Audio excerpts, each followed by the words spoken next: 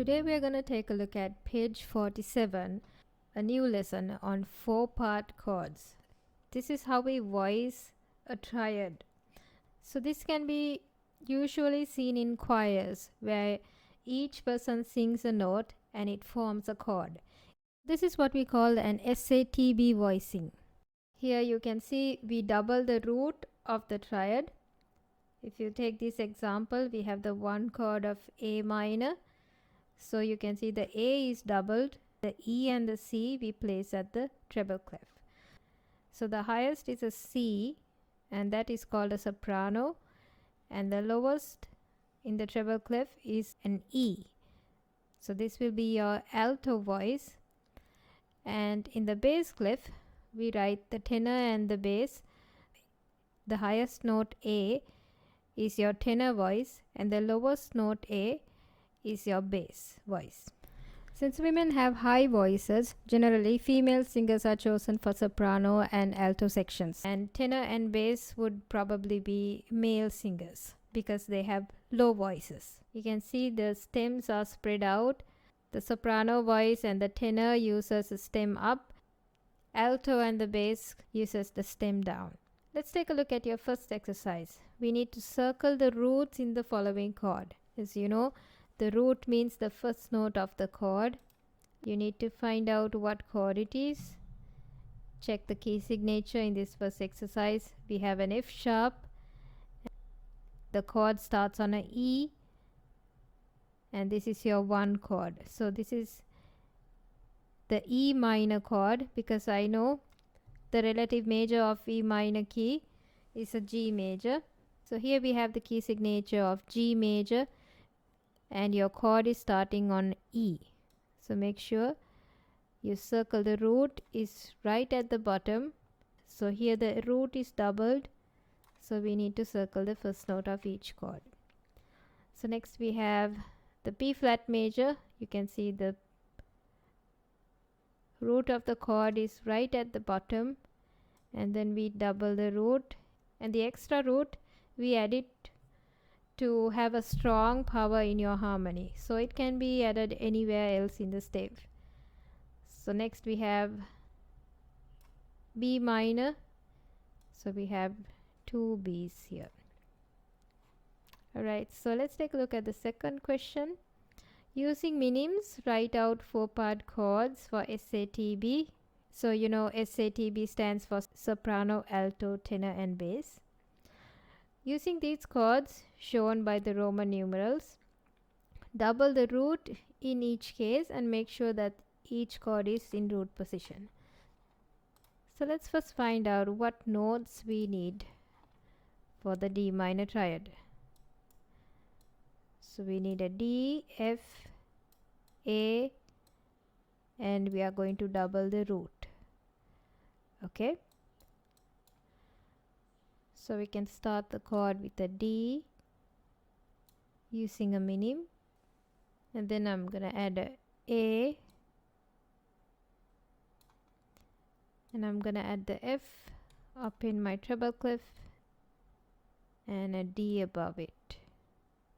Okay, so I'm going to place the stem up for the soprano, stem down for the alto, stem up for the tenor, and down for the bass. So here's my voicing. Next we have the B minor. Let's start with the B. So we need B, D and F notes. So I'm going to start with the B and double the root. B, B and D and F. So here's another way that you can write this. And finally we have C major. So I'm going to start with C. So we have the notes C, E and G. I'm going to add a G here,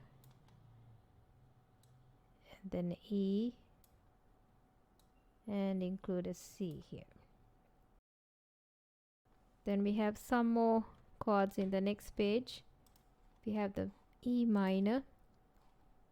So E minor triad has E, G, and B.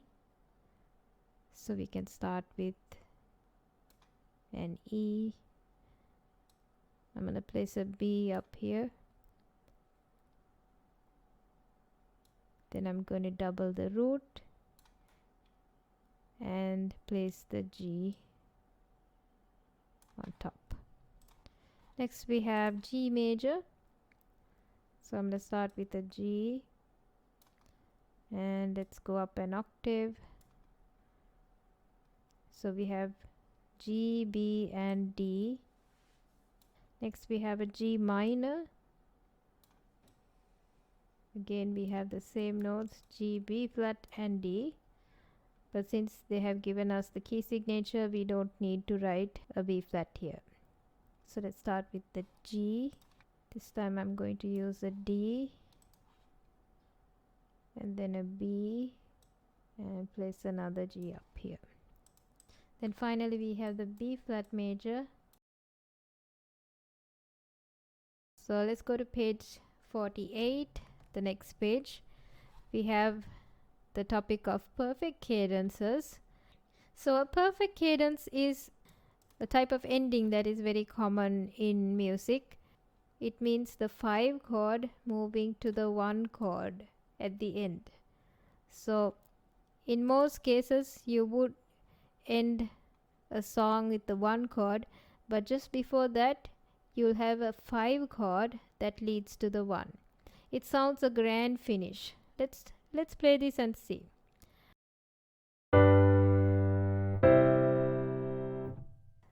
And then here we have another example. You can see it's a G chord moving to the C chord. So how do I know this? I'm going to check the root of each chord to find out the triad. Did you know the 7th degree usually leads up to the tonic when it is part of the dominant chord in the last cadence of a piece? That is why it is called the leading note. Remember, I told you in the last lesson that you can move up the 7th degree to the last note, which is going to end on the tonic. So that sounds like a smooth finish. Here's another perfect cadence in A minor. 5 chord of A minor is a E. The starting note E is moving to an A minor chord. So here you can see the 7th note is leading to the tonic. So when we are writing cadences, it's very common to use something called a voice leading. It means you want to move up or down the least amount of steps from one note to the other. You need to avoid huge leaps when you are moving from chords. So we don't want to jump from chord to chord. We can use, if you know the changes and what the chord notes are, you can play them in any order. So here is a smooth transition from the 7th note leading to the tonic. And here you can see the B, which is the 5th note of the E major triad, is leading to the 3rd note of the A minor triad. So it's just one step up. And here you can see the E and E, they are common to both voicings here. So this is called voice leading, and you might want to use this style of writing music if you have to write cadences. So in this lesson, for this grade, you don't need to learn how to write cadences. We need to be able to spot them in a piece of music. So let's hear this perfect cadence in A minor.